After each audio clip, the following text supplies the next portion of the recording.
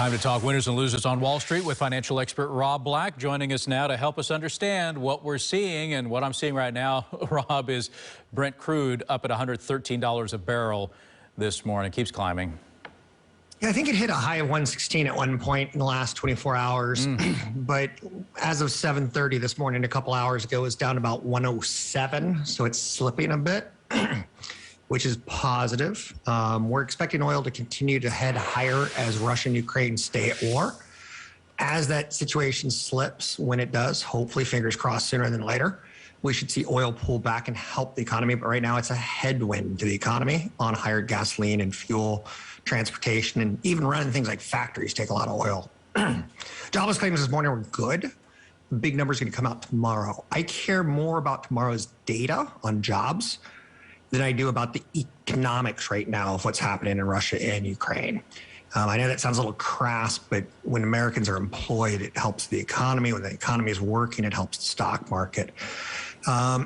Interesting to note, one of the top Ukraine officers said last night that, can Sony and Xbox, can y'all turn your services off and make life miserable in Russia for the kids?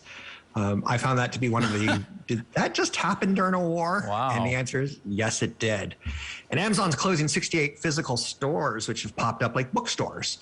Not all their stores. They're going to keep some of their retail and some of their apparel and some of their food businesses, but they're shutting down their bookstores. So even they don't like the business of selling books in reality, in bricks and mortar.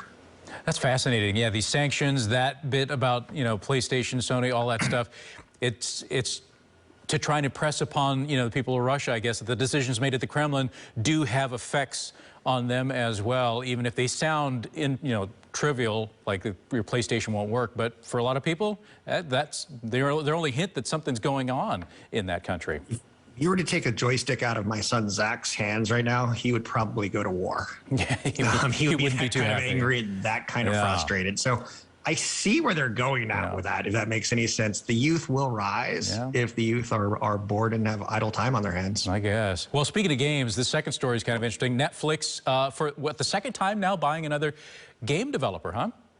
Yeah, I want to do a shout out to Bill Clinton real quick. He taught me all about convergence in the 1990s when you did banking deregulation. Banks became brokers, brokers became insurance agents, agents became bankers, and everyone converged. Same thing's happening in media right now.